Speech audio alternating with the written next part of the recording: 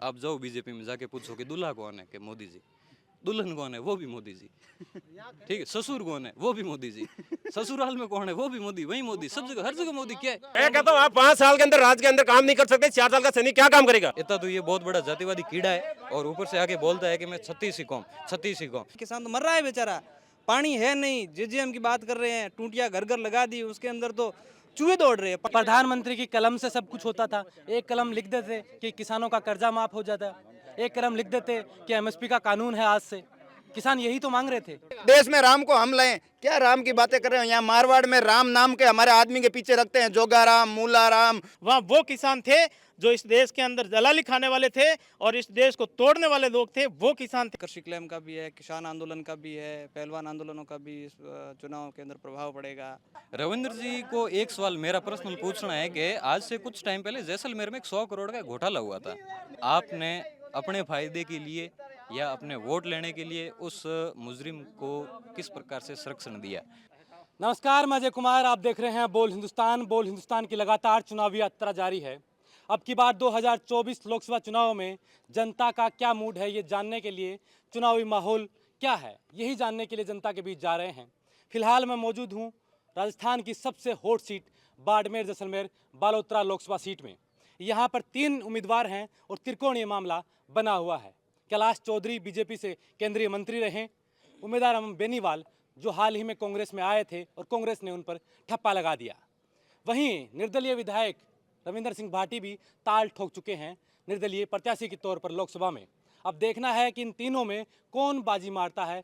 ये तमाम जनता, नौजवान, इनसे जानने की कोशिश करेंगे कि अब की बार लोकसभा में किन मुद्दों पर वोटिंग होगी, क्योंकि 2013 से लेकर 10 साल तक कार्यकाल प्रधानमंत्री नरेंद्र मोदी का ये लोग कैसे देखते हैं, किन योजनाओं का लाभ यहाँ तक पहुँचा है और क्या खामियां रही हैं। तमाम मुद्दों पर हम चर्चाएं करेंगे। सबसे पहले मैं आप ही से शुरुआत करूँ, अब की बार लोकसभा चुनावों को लेकर क्या मुद्दे होने वाले हैं बाड़मेर जैसलमेर? देखिए, बाड़मेर जैसलमेर डेजर्ट इलाका है। यहाँ पर सबसे बड़ी समस्या पानी की है, लाइट की है, सड़कों की है, साथ ही चिकित्सा की भी। और सबसे बड़ा मुद्दा इन चुनाव में शिक्षा को लेकर चल रहे हैं जी। शिक्षा का संकल्प लेकर के इस बार चुनाव के अंदर आए हैं। और यही मुख्य मुद्दे ये, बाकी कृषि क्लेम का भी है, किसान आंदोलन का भी है, पहलवान आंदोलनों का भी इस चुनाव के अंदर प्रभाव पड़ेगा। और साथ ही साथ ऐसे कई धरातल के भी मुद्दे भी कई है, लोकल मुद्दे भी कई है, जिन पर ये चुनाव लड़ा जा रहा है। मैं चाहता हूं कि आप वो तमाम दर्शकों को वो मुद्दे बताएं, क्योंकि जब चुनाव होते हैं तो नेता भाषण देते हैं, कई मुद्दे बताते हैं, कई लुभावने वादे किए जाते हैं। एक्चुअल में अब की बार जनता किस मुद्दों पर वोट चाहती है और क्या चाहती है कि कोई भी उम्मीदवार दिल्ली अगर जाए, संसद में जाए, तो वो संसद में ये आवाज़ उठाए, चाहे वो रूरल पार्टी का हो, चाहे विपक्ष में बैठे, लेकिन वो जनता की वो आवाज़ उठाए और मुद्दों पर काम करे। नहीं, कोई भी कैंडिडेट जीते, जीतने वाला कैंडिडेट जनता की जो भी उम्मीदें है, उन उम्मीदों पर जाके सदन में बात रखे। सबसे बड़ी यहाँ की समस्या जो पानी को लेकर है, पिछले 70 सालों से पानी की अभी तक कोई प्रॉपर सुविधाएं नहीं हुई है। सरकारें आती है, नेता भी आते हैं, वादे करते हैं, लेकिन वादों पर धरातल पे काम नहीं हो रहा है। तो ये सबसे बड़ा मुद्दा ये भी रहेगा। दूसरा, शिक्षा का स्तर और जो डिजिटल युग आ रहा है जी। इसके अंदर अभी स्कूलों के अंदर डिजिटल शिक्षा की भी आवश्यकता है, तो ये भी मुद्दा बड़ा रहेगा। साथ ही साथ कृषि क्लेम, उस मुद्दे को लेकर भी किसान और जो जवान बेरोजगारी से तंग आ चुके हैं। अग्निपथ योजना का भी इन चुनाव के अंदर बहुत बड़ा प्रभाव पड़ने वाला है। कैसे देखते हैं अग्निवीर जो योजना लेके आई है केंद्र सरकार? कह रहे हैं कि हम 4 साल में तो ट्रेंड लोग दे देंगे उसको। देखिए, फिर 4 साल के बाद में युवाओं का भविष्य क्या होगा, जी। ये भी लोग सोच रहे हैं। 4 साल नौकरी कर ली, घर आ गए, उसके बाद में उनका क्या भविष्य क्या है? ठीक है, 25% को कह रहे हैं कि हम रेगुलर कर देंगे, लेकिन जो 75% जाएंगे वो कहाँ जाएंगे? वहाँ से ट्रेंड वो कर देंगे, ट्रेनिंग दे के जब छोड़ देंगे ना, तो फिर अपराध बढ़ने की भी संभावना रहेगी। आपको क्या लगता है कि क्या माहौल है अब की बार लोकसभा को लेकर? थोड़ा सा यहाँ है, कैमरे की तरफ आप देखें। अब की बार लोकसभा का चुनाव तो मोदी जी के नाम पर ही, और मोदी जी ने जो योजनाएं चलाई 10 साल में डाणी डाणी तक, और जो भारत का नाम मोदी जी ने विदेशों में राष्ट्र सर्वोपरि, और भारत का नाम पूरे विदेशों में मोदी मोदी हो गया, तो उसमें कोई अतिशुक्ति नहीं है। क्योंकि पहले भी सरकारें आई और सरकारें गई, तो पहले हमारे हिंदुस्तान के जो भी नेता जाया करते थे बाहर विदेशों में, तो उनका कोई मान सम्मान नहीं था। अब जो मोदी जी का मान सम्मान है बाहर विदेशों में, तो वो सबसे बड़ा विकास हो गया। तो क्या मोदी फैक्टर का नाम पर यहाँ वोट डाले जाएंगे या फिर यहाँ के कुछ स्थानीय मुद्दे रहेंगे चुनाव में कि इन मुद्दों पे काम होना चाहिए? हाँ, मोदी फैक्टर तो है ही। जी। मोदी जी के नाम पर तो वोट देंगे लोग। ये राजस्थान की सरकार जो कांग्रेस की सरकार थी, अब राजस्थान की जनता ने मोदी जी को दे दी और भाजपा की सरकार बन गई। इसी तरह इस लोकसभा चुनाव में मोदी जी के नाम पर वोट देंगे, उसके अलावा यहाँ के स्थानीय जो मुद्दे हैं वो भी रहेंगे। क्या स्थानीय मुद्दे हैं, आप कैसे देखते हैं? 5 साल केंद्रीय मंत्री यहाँ बीजेपी से रहे कैलाश चौधरी, उनके कार्यकाल को कैसे देखते हैं? केंद्रीय मंत्री रहे हैं कैलाश चौधरी। इन्होंने एक बाड़मेर, जैसलमेर और बालोतरा लोकसभा क्षेत्र में जो ईमानदारी के तहत और कृषि मंत्री रहते हुए किसानों के प्रति और ईमानदारी से जो काम किया, वो एक वास्तव में उन जनता के दिल में है। क्योंकि हमारे इधर मारवाड़ क्षेत्र में हम पाकिस्तान के बॉर्डर पे हैं, तो यहाँ क्या पानी की समस्या विकट है। जी। तो कैलाश चौधरी और मोदी जी की टीम ने जेजेम योजना शुरू की। तो अभी क्या किया कि 5 साल हो गए तो यहाँ काम कुछ हुआ नहीं होने का कारण ये हुआ कि यहाँ राजस्थान में कांग्रेस की सरकार थी। मोदी जी ने जो बजट दिया, वो बजट जेजेम योजना के तहत धरातल पे उतरा नहीं, क्योंकि उन्होंने राजनीतिकवाद किया। तो ये जो योजना है, सबसे अहम योजना है जेजेम की, ये योजना राजस्थान बीजेपी की सरकार है। ये सरकार सही ढंग से और सिस्टम से काम करेगी तो जनता का अहम मुद्दा है, और 70 साल में ये किसी ने नहीं किया जो मोदी जी कर रहे हैं। जब पहली बार प्रधानमंत्री जी आप लगाएं, नारा लगाएं, तमाम नेताओं के लगाएं, लेकिन नारा लगाने से पहले जरूरी है आप अपने मुद्दों पर बात कर लें।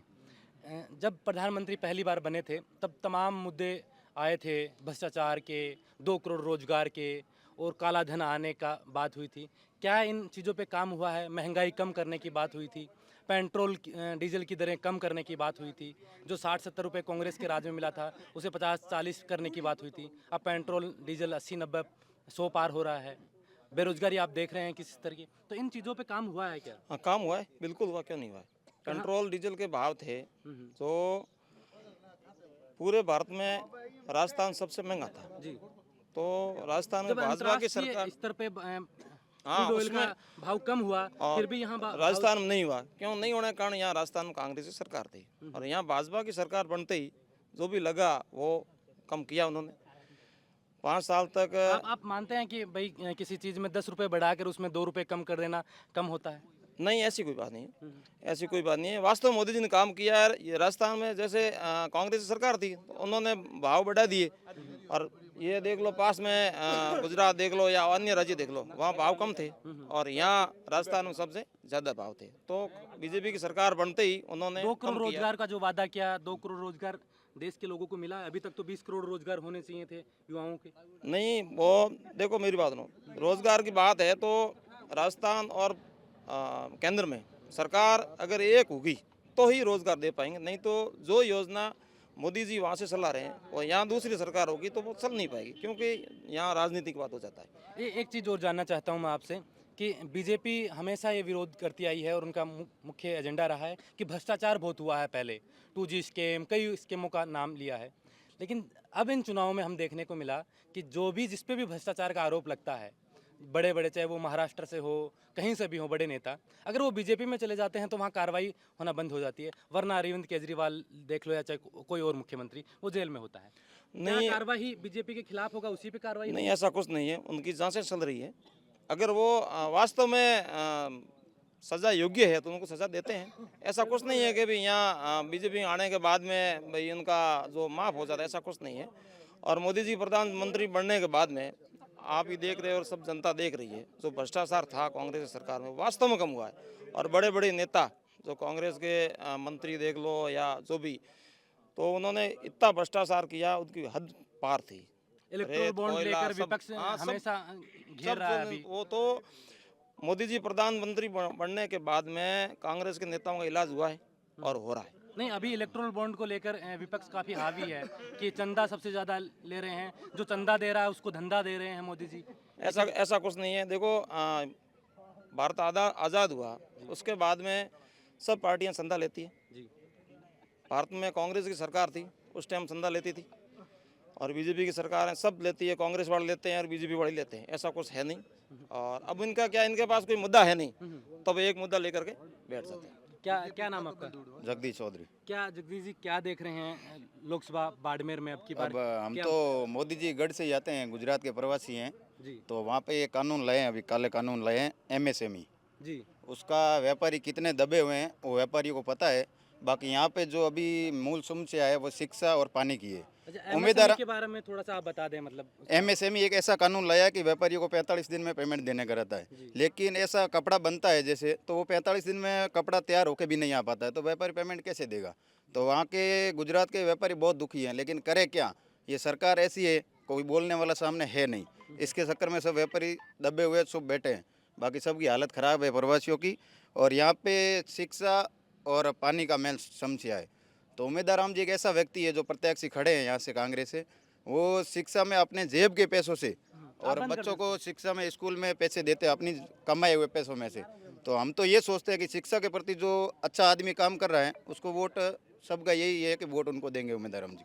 क्या क्या उम्मीद करते हैं यहाँ से कोई भी बतौर सांसद जीत के जाए? शिक्षा एक मुद्दा हो गया, स्वास्थ्य एक मुद्दा हो गया, सड़क, ये मुद्दे हर चुनाव में चलते हैं। और क्या यहाँ के स्थानीय मुद्दे देखते हैं? यहाँ पे बाकी बेरोजगार युवा हैं, उनको कहीं पे यहाँ काम दिया जाए, जैसे रिफाइनरी में ये मुद्दे हैं, तो इन पे उम्मीदवार रिफाइनरी में यहाँ के लोगों को महत्व हाँ दिया जाए। इनको दिया जाए, और युवा यहाँ बेरोजगार घूम रहे हैं उनको काम दिया जाए, ये अहम मुद्दे हैं। बाकी पानी वाला और शिक्षा वाला आपको, और उमेश जी को परखे हुए हैं यहाँ पे, भाई तुम्हें 2 बार चुनाव लड़े हुए हैं शिक्षा के लेकिन चुनाव प्रति। तो हरा हाँ दिया उनको। हरा दिया, लेकिन उसको कमियां रही है, थोड़ी बहुत चुनाव हारे हैं, बाकी उसमें कुछ नहीं है। अभी उम्मीदवार राम जी जो शिक्षा में काम किया है, शिक्षा एक ऐसा माध्यम है जिसमें हर बच्चा स्कूल में जाता है, हर व्यक्ति का, हर समाज का बच्चा स्कूल में जाता बाबा है। साहब ने कहा शिक्षा हाँ। वो शेरनी का दूध है, हाँ। जो पिएगा वो धाड़ेगा। वो दाड़ेगा, इसके लिए शिक्षा आपको सबसे क्या मजबूत है। क्या क्या लगता है, क्या नाम है सबसे पहले? सदनाराम चौधरी। चौधरी साहब ये बताएं कि अब की बार लोकसभा चुनाव में सरगर्मियां तेज हैं और पूरे राजस्थान में एक ही सीट का चर्चा हो रहा है कि बाड़मेर में अब की बार कौन बाजी मार रहा है। एक तरफ रविंदर सिंह बाटी, नौजवान 27 साल का युवा विधायक बना है, अभी लोकसभा में ताल ठोक दी है। एक बार 2 बार चुनाव हार चुके उम्मीदवार राम बेनीवाल हैं, वो आ गए हैं, हिम्मत नहीं हार रहे हैं, और एक तरफ केंद्रीय मंत्री हैं, तीनों बड़े नेता हैं। क्या देख रहे हैं? देखो, लोकतंत्र के अंदर चुनाव लड़ना सबका अधिकार है, लेकिन यहाँ की जनता, बाड़मेर जैसलमेर की जनता विकास के नाम पर वोट करेगी, और विकास के साथ ही वो वोट करेगी, और भारत के प्रधानमंत्री माननीय नरेंद्र मोदी जी के नाम पर वोट करेगी। यहाँ की जनता किसी व्यक्ति के नाम पर, जाति के नाम पर वोट नहीं करेगी। ये जिस प्रकार से जो लोग जातिवाद के नाम पर जो मैदान में उतरे हैं, ये जातिवाद का तो पहले से ही चलता आ रहा है, लेकिन पिछले 10 वर्षों से मोदी जी के नाम पर ही वोट डाले जा रहे हैं। और मोदी जी ने जिस प्रकार से जो जनता के प्रत्येक अंतिम घर में बैठे हुए व्यक्ति के जितना काम करवाया है, आज तक किसी ने नहीं करवाया। हर व्यक्ति के घर के अंदर शौचालय हो, चाहे गैस का कनेक्शन हो, चाहे लाइट का हो, चाहे उसके घर में प्रधानमंत्री जो ये किसान सम्मान निधि के माध्यम से पैसा हो, चाहे वो अनुदान राशि के माध्यम से हो, किसी भी प्रकार के, हर व्यक्ति, ऐसा कोई व्यक्ति नहीं जिस घर के अंदर प्रधानमंत्री जी माननीय मोदी जी की योजना का किसी को लाभ नहीं मिला। और पक्की छत देने का भी उनका सपना है, वो भी यहाँ पर बहुत सारे, प्रत्येक पंचायत के अंदर 200, 300, 200, 300, 400 पक्के मकान भी बने हैं। तो हर घर के अंदर ऐसा कोई घर नहीं है जो प्रधानमंत्री जी के द्वारा दिए गए किसी योजना का कार्य उसको नहीं मिला है। और महिलाओं के लिए भी, महिलाओं को शक्ति, महिलाओं को सुरक्षा की सुरक्षा बात कर के रहे लिए भी बिल्कुल है। लेकिन पहलवान बेटियां तो दिल्ली में जंतर मंतर पे अनशन पे बैठी थी, देखो, क्या वो महिलाएं नहीं दिखी? वो बच्चियां अगर नहीं दिखी? अगर अगर वो ऐसा है, महिलाएं दिखी है, उसके ऊपर अगर था तो कानून अपना काम करेंगे। और वहाँ पर जो कितना समय चाहिए कानून को कि एक महिला को कितने दिनों तक भटकना पड़े, क्योंकि महीनों भर तक वो अब उसके अनशन ऊपर हम कुछ नहीं कह सकते हैं। वो कितना राजनीतिक प्रेरित थी या उनके साथ अन्याय हुआ, ये हम फैसला नहीं कर सकते। आपको लगता है वो राजनीतिक प्रेरित? मैं उसके ऊपर फैसला नहीं कर सकता हूँ, वही कर सकते हैं या वही बताएंगे, क्योंकि दोनों तरफ का पहलू होता है। राजनीतिक प्रेरित भी होती है और कुछ ऐसी ताकतें होती है, वो विदेश की भी, देश को तोड़ने वाली ताकतों के साथ भी उसको सम्मिलित किया जाता है। लेकिन मेरा कहना यह है कि अगर किसी के साथ में कोई अन्याय हुआ है तो भारत के अंदर कानून बना हुआ है, उस कानून के माध्यम से जिनको भी जो दोषी है उनको सज़ा मिलनी भी चाहिए, चाहे वो कितना भी बड़ा हो, चाहे वो भारतीय जनता पार्टी का हो, चाहे वो कांग्रेस का हो, चाहे किसी पार्टी का हो। अगर कोई दोषी है तो दोषी के ऊपर कार्रवाई भी होनी चाहिए। लेकिन भारत का प्रधानमंत्री माननीय नरेंद्र मोदी जी ईमानदारी से पिछले 10 वर्षों से जितना काम कर रहे हैं और जिन्होंने देश को विदेशों के अंदर जितनी शाख बढ़ाई है, इतना आज दिन तक कभी नहीं हुआ क्या है। जो 2 करोड़ का वादा उन्होंने किया था, वो 2 करोड़ का वादा उन्होंने पूरा किया है? बिल्कुल उन्होंने नोटबंदी लगाकर वो लोगों को लाइन में लगा दिया, कह रहे थे काला धन आ जाएगा, लेकिन रिजर्व बैंक कहता है कि जितना पैसा था वो आ चुका है, काला धन का आंकड़ा नहीं आया कि कितना पैसा बाहर देखो, आया। काला धन जो विदेशों के अंदर बाहर जाता था, हमारी जनता के टैक्स का पैसा जो विदेशों में जा रहा था, वो पैसा बाहर जाना रुक गया है। और जब प्रधानमंत्री माननीय नरेंद्र मोदी जी इस देश के अंदर आए, उस समय भारत की ग्रोथ 11वें नंबर पे थी। आज वो 5वें नंबर पे आई है, तो उन्हें हो सकता है आने वाले समय के अंदर वो तीसरे लेकिन स्थान पे आएगी। विपक्ष यही आरोप लगा रहा है कि विपक्ष 20-22 अपना- लोगों का पैसा विपक्ष बढ़ रहा है अपना और बाकी डिडोरा जनता का- कितना ही पीटे, जनता के सामने है, झूठे आंकड़े झूठे ही रहेंगे, सच्चे आंकड़े सच्चे ही एक रहेंगे। आखिरी सवाल मैं आपसे और करता हूँ, किसान 13 महीने तक बॉर्डर पे बैठे रहे, क्या आप लगता है कि जो किसान जिन मांगों को लेकर बैठे थे उनसे आप ताल्लुकात रखते हैं? नहीं, हम किसान है, ताल्लुकात रखते हैं, लेकिन वहाँ पर जो किसान बैठे थे वो यहाँ का हमारे जो कृषि इस तपती हुई धूप के अंदर जिस धरती का सीना फाड़ करके अन्न बोने वाला किसान नहीं था। वहाँ वो किसान थे जो इस देश के अंदर दलाली खाने वाले थे और इस देश को तोड़ने वाले लोग थे, वो किसान थे। वहाँ पर ऐसे कोई किसान नहीं थे लेकिन मैं- जो एसीओ के अंदर बैठे रहते थे और वहाँ पर करोड़ों रुपया खर्चा कर करके उस बॉर्डर पे बैठे थे। यहाँ का कोई किसान वहाँ नहीं तो था। क्या आप मानते हैं कि किसान एसईओ में नहीं रह सकता, किसान फोर्स किसान में रह गाड़ी सकता नहीं? है, एसीओ में रह सकता है, लेकिन जिस प्रकार से जो इन्होंने किसानों के नाम पे जो राजनीति की, वो राजनीति बिल्कुल मैं सत्य चाहिए नहीं थी। वो किसी भी पार्टी से वो प्रेरित हो सकते दूसरे हैं, हाँ। लेकिन उनके मुद्दे थे, उनकी मांग थी कि एमएसपी का कानून बन जाए, हमें एमएसपी की गारंटी उसके दे दी लिए जाए, सरकार ने टीम गठित की, लेकिन कोई फैसला नहीं हुआ अभी तक। फैसला नहीं हुआ तो हो जाएगा उसका फैसला, वो सरकार का काम है। टीम गठित कर दी, उन लोगों 700 से ज्यादा किसान मर गए, कितनी एक बार शब्द मीटिंगें नहीं निकला करके कहा है, प्रधानमंत्री से। प्रधानमंत्री जी ने कितनी बार मीटिंग करके कहा है आपको इस कानून के अंदर कौन सी चीज गलत दिख रही है उसको हटा दें, आप बता लो, आप टीमें गठित कर दो, आप कमेटी गठित करके आप बता दो, जैसा मैं करने के लिए तैयार हूं। लेकिन वो नहीं करते हैं तो उसका कोई जवाब नहीं है। विपक्ष को कैसे भी करके वो काम सफल होना नहीं चाहिए। लोगों के अगर उनको ऐसा लग रहा था कि ये कानून गलत है तो सही करने के लिए उनको न्योता दिया था, वो कर सकते हैं। इतने दौर की वार्ताएं हुई, सारा काम सरकार के हाथ में था, बहुत बार, प्रधानमंत्री की कलम से सब कुछ होता था। एक कलम लिख देते कि किसानों का कर्जा माफ हो जाता, एक कलम लिख देते कि एमएसपी का कानून है आज से। किसान यही तो मांग रहे थे, और क्या मांग रहे थे, वो तो नहीं हुआ। होगा, क्यों नहीं होगा, एमएसपी का भी होगा, सब कुछ एमएसपी मिल भी रही है, लेकिन लोगों को दिख नहीं रही है। अच्छा, मिल रही है और दिख नहीं रही है। दिख नहीं रही, यही तो बात है। वो पहले कहते थे कानून कैसे, बहुत सारे ऐसे कानून हैं जो लोगों को दिख नहीं रहे, धरातल पे लोगों को दिख नहीं रहा है। तो ये तो सरकार की नाकामयाबी है कि उनके कानून बनाए हुए हैं। नाकामियां, आप नाकामियां कह सकते हो, विपक्ष नाकामियां कह सकता है, लेकिन आम पब्लिक को पता नहीं है। विपक्ष बताने तो जरूरी थोड़ी सबके पास जाकर के भारतीय जनता पार्टी का कार्यकर्ता जहां भी जाता है उनको पार्टी का प्रधानमंत्री एक पार्टी का नहीं होता, प्रधानमंत्री पूरे देश पब्लिक का होता है। प्रधानमंत्री जितना आपका है, तो प्रधानमंत्री उसका उतना विरोध करने मेरा वाले तो है। विरोध ही करेंगे ना, कब कहेंगे। अब मैं बता दूं, यहाँ बाड़मेर जैसलमेर के लोकसभा क्षेत्र के अंदर देश आज़ाद होने के बाद में पहली बार यहाँ से 12 ट्रेनें जा रही है, और यहाँ पर भारत का सबसे बड़ा कृषि अनुसंधान केंद्र, अब किसानों की बात की आपने, तो एक सबसे पहला था हैदराबाद में, उसके बाद यहाँ हमारे गुड़ामालानी के अंदर हुआ है, उसका टेंडर भी हो गया और वो यहीं बनेगा। भारत की सबसे बड़ी रिफाइनरी इसी विधानसभा क्षेत्र में है, बायतू में, और यहाँ लोकसभा क्षेत्र के अंदर यहाँ बन रही है। ये सारा भारत सरकार ही कर रही है। इसके अलावा बाड़मेर, बालोतरा, जैसलमेर, जहाँ पर 3 रेलवे स्टेशन है, वो स्मार्ट सिटी के माध्यम से बन रहे हैं। अभी मेरे से पहले एक भाई ने कहा शिक्षा के माध्यम से, तो मैं आपको बता दूं कि यहाँ की अभी वर्तमान की राजस्थान के अंदर जो भजनलाल जी की सरकार है, इन्होंने बायतू विधानसभा की मैं बात करता हूँ, बायतू विधानसभा के अंदर 51 विद्यालयों के अंदर 2-2 स्मार्ट रूम देने का काम किया, और वो भी स्मार्ट रूम इतने शानदार बनेंगे जो भव्य माना जाएगा। जिस प्रकार से आपने बात बताई शिक्षा की, तो शिक्षा के लिए, और जब से सरकार बनी है, सरकार बनने के बाद में 90 दिन के अंदर प्रत्येक सीनियर स्कूल के अंदर 2-2 स्टाफ भेज दिया है। 5 साल के अंदर कांग्रेस की सरकार ने एक भी स्कूल के अंदर कोई शिक्षक लगाया है तो मुझे बता दो, मैं राजनीतिक छोड़ दूंगा। उल्टा उन्होंने ट्रांसफर करके भेजा है, और भारतीय जनता पार्टी ने आते ही प्रत्येक विद्यालय के अंदर 2-2 स्टाफ भेजा है, और आने वाले समय तक जैसे जो सत्र शुरू होगा उससे पहले लगभग 100% वहाँ पर स्टाफ की पूर्ति कर दी जाएगी। और यहाँ पर जो जल जीवन मिशन की जो समस्या है, उसके लिए जिस प्रकार से सरकार ने टेंडर किए थे पिछली बार ने, उन्होंने धीमे रवैये से काम किया, नहीं तो आज दिन तक इसका टेंडर था 2000 मार्च 2024 तक 2024 तक का था, लेकिन इन्होंने डिले किया, इसलिए काम यहाँ पूरा नहीं हुआ। इसलिए राजस्थान की भजन लाल सरकार ने 1 साल इसको आगे बढ़ाकर जल जीवन मिशन को आने वाले 1 साल के अंदर ऐसा कोई घर नहीं रहेगा। ये मोदी की गारंटी है, ये राजस्थान सरकार की गारंटी है, और हम ये विश्वास से कहते हैं। किसानों की आय, आपने तो भाषण शुरू कर दिया जैसे नेता लोग देते हैं, मैं तो बात करने आया था आपसे। चलो, किसानों की आय दुगुनी का जो वादा किया था 2022-23 तक, आय दुगुनी हुई है? बिल्कुल हुई है। किसान सम्मान निधि के माध्यम से 2-2 हज़ार रुपये पिछले कई वर्षों से दे रहे हैं, और अब इस आप सरकार मानते हैं- आप इस सरकार मानते ने हैं- कहा अभी 8,000 कर दिया। मैं एक बात बताएं, आप किसी पार्टी से हैं नहीं है, मुझे उससे मतलब नहीं।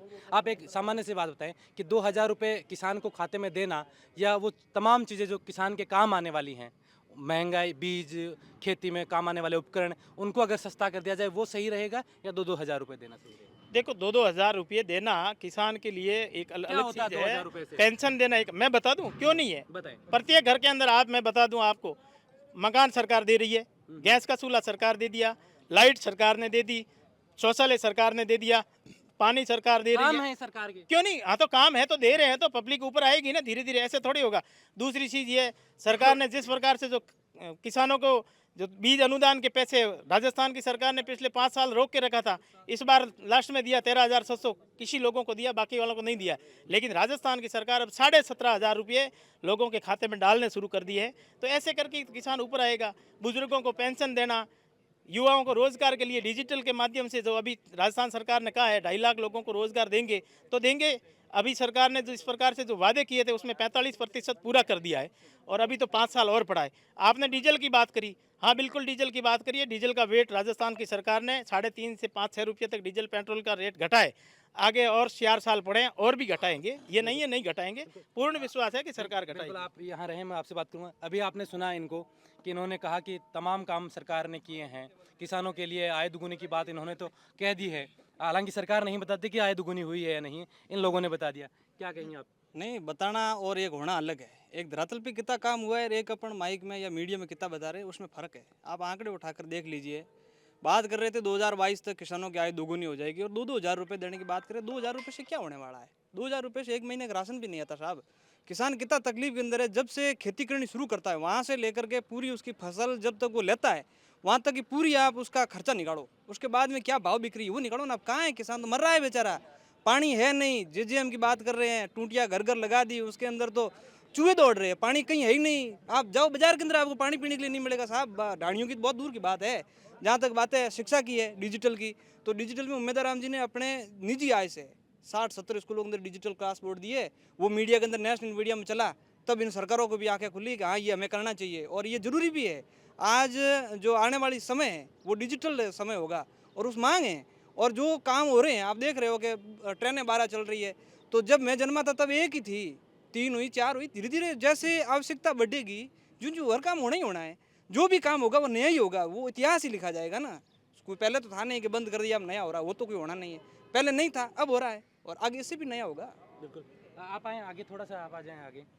आपको क्या लग रहा है, क्या माहौल है अब की बार? इस बार माहौल कांग्रेस के पक्ष में है। अभी जो ये जब बातें कर रहे हैं थोड़ा सब, सा आगे आ जाइए। अभी जो सब ये बातें बता रहे हैं ना, मोदी का जो टटोरा पीट रहे हैं ना, ये बिल्कुल इस बार 2023 के चुनाव के अंदर यहाँ आए थे प्रधानमंत्री जी, लोगों ने यहाँ से नकार दिया। विधानसभा चुनाव में? हाँ, विधानसभा चुनाव में आए थे, बिल्कुल लोगों ने यहाँ दरकिनार कर दिया। क्योंकि यहाँ पर पहले 2013 में आए थे, उस टाइम आम लगाएंगे, अंगूर लगाएंगे, सब कितनी बातें की थी, उस टाइम कुछ नहीं किया। यहाँ पर आज मूलभूत सुविधाओं की, आज तक 10 साल मोदी सरकार यहाँ आई, मूलभूत सुविधाओं की अभी तक यहाँ पर कोई सुविधा नहीं है। पानी पीने के लिए लोगों के लिए पानी नहीं है। 10 साल ये केंद्र की योजना है, ये किसकी राज्य सरकार की योजना थोड़ी है, केंद्र की योजना है पानी की।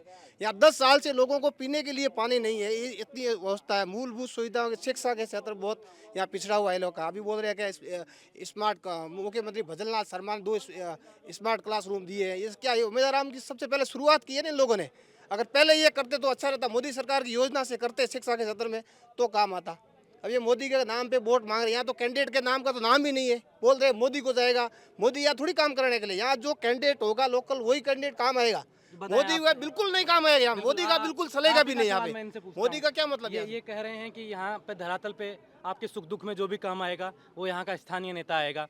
उसको चुनकर भेजेंगे आप, वो लोग आएंगे, तो क्या मोदी के नाम पे वोट दिया जाए या फिर स्थानीय कैंडिडेट को देखकर वोट दिया जाए? स्थानीय कैंडिडेट और मोदी जी के नाम पे देश पूरे देश के अंदर जनता मोदी जी के नाम पे ही वोट दे रही है, क्योंकि पैसे वहाँ से आता है, काम मोदी जी करवाते हैं। सरकार के बिना कोई आदमी जीत के जाएगा वो कुछ भी नहीं कर सकता है। और पूरे ये मान चुके हैं, मतलब सरकार सिर्फ मोदी की बनेगी, यहाँ से कोई जीत के जाए? नहीं कर पाएंगे। मैं कह रहा हूँ ना, उतना काम जैसा चाहते हैं कांग्रेस वैसा की नहीं सरकार- वो जाते ही नहीं है, वहाँ जाते ही नहीं है, क्योंकि वो विचारधारा नहीं मिलती है, इसलिए वो जाते भी नहीं है। और जाते हैं तो वो ऐसी बातें करते हैं जैसे वो काम नहीं करवाना। वैसे पिछले साल 5 साल के अंदर कांग्रेस की सरकार थी, आपने अभी कहा उमेदवार राम जी ने 60-70 करोड़ रुपए खर्च किए। मुझे वो आंकड़े बता दे, मैं राजनीतिक छोड़ दूंगा। अगर 60-70 करोड़ रुपए उन्होंने अगर विद्यालय के अंदर, अभी आपने कहा है आपके इसमें रिकॉर्डिंग है, 60-70 स्कूलों का नाम आपके इसमें रिकॉर्डिंग है, अगर है तो मैं स्कूलों को कहा है। ये इन्होंने स्कूलों का कहा है कि वहाँ डिजिटल बोर्ड लगाया है और निजी खर्चे पे लगाया है। एक राजनीतिक आदमी अपने निजी खर्चे से कुछ कर रहा है तो बेहतर होता कि सरकारें वो देख लेती, चाहे वो कांग्रेस की वो भी सरकार मेरे इस विधानसभा से आते हैं, लेकिन झूठ के आंकड़े झूठ ही होते हैं, क्या इसलिए क्वेश्चन आप- नहीं है। आप मानते किसी मैं व्यक्ति की बात नहीं करता हूँ, मैं व्यक्ति की बात नहीं करता हूँ। सरकार ही करा सकती है, व्यक्ति मतलब एक व्यक्ति नहीं करा सकता। किसी स्कूल में उम्मीदवार हाँ दिया होगा, लेकिन ध्यान में है आपके? है? ध्यान में है आपके? मैं क्या कह रहा हूँ, ध्यान में होगा, दिया होगा, 2 से 4 स्कूल में दे दिया होगा, उन्होंने दिया होगा। वो तो डोनेशन के अंदर दुनिया देती है और गांव का फर्ज बनता है, व्यक्ति का फर्ज बनता है अपने जो अगर पैसा होता है तो डोनेशन में दुनिया देती है। लेकिन ये नहीं कि निजी खर्चे से शिक्षा, आप लोकसभा के अंदर कैसे कर दोगे निजी खर्चे से सुविधा? ऐसे लोगों को झूठा थोड़ी बता सकते हैं, सरकार ही कर सकती है अगर व्यक्ति कितना ही बड़ा हो। लेकिन यहाँ पर एक ये विधानसभा की बात करें, अभी लोकसभा क्षेत्र है, लोकसभा के अंदर 8 विधानसभा है, 8 विधानसभा के अंदर कितनी विद्यालय है? इसका मतलब आप यहाँ कर दिया, बाकी वालों का नहीं करवाओ, नहीं फिर वो ऐसा थोड़ी होता है। सरकार का हिस्सा बनेंगे। मैं मान रहा हूँ ना, मैं मान रहा हूँ, दायरा बढ़ेगा ना। वो मैं मान रहा हूँ। भारतीय जनता पार्टी जब भी शासन में आई थी उस समय यहाँ पर बाईतू के अंदर पिछली बार कैलाश चौधरी एमएलए थे, उस समय यहाँ पर एक साथ 48 विद्यालय कर्मोन्नत करके 12वीं तक किया। उसके बाद इस 5 साल के अंदर क्या किया इन्होंने? भी स्कूलें बढ़ाई, लेकिन स्टाफ एक भी नहीं लगाया। मैं ये क्लियर कह रहा हूँ। स्टाफ बिल्कुल पहले से ऑलरेडी जितना स्टाफ है ना उतना है स्टाफ। कांग्रेस सरकार के अंदर यहाँ हरीश चौधरी ने यहाँ बहुत विकास भी कराया। आप जाओ धरातल के अंदर, पानी की सुविधा है, शिक्षा की सुविधा है, यहाँ सब मूलभूत सुविधा का मतलब किया है विकास। केंद्र की जो योजनाएं थी, यहाँ कैलाश चौधरी 5 साल के अंदर बिल्कुल सोए रहे। किसानों का क्लेम 0% भी यहाँ पे बिल्कुल नहीं मिला किसान। बाकी आप शुरू चले जाओ, इस साइड में चला जाओ, वहाँ पे किसानों का बहुत क्लेम आया। पर यहाँ बाड़मेर, जैसलमेर, बालोतरा के किसानों का बिल्कुल क्लेम 1 रुपया बराबर आया, 5 रुपये आया। शर्म की बात है, 5 रुपये। कृषि मंत्री को इतना सोचना चाहिए कि किसानों के नाम पे मैं ये ढोल की जो किसानों के नाम पे मैं बोल रहा हूँ, मैं केंद्रीय कृषि मंत्री से यही कहना चाहता हूँ, आप किसानों के नाम को किसान के नेता हो तो आप ये बताओ किसानों के कितना क्लेम आपने दिलवाया, ये आप बता दीजिए। धरातल पर कितना लोगों का है? 5 रुपया, 2 रुपये हकीकत के अंदर मेरे खुद के पिताजी का क्लेम आया है, 2 रुपये क्लेम आया है।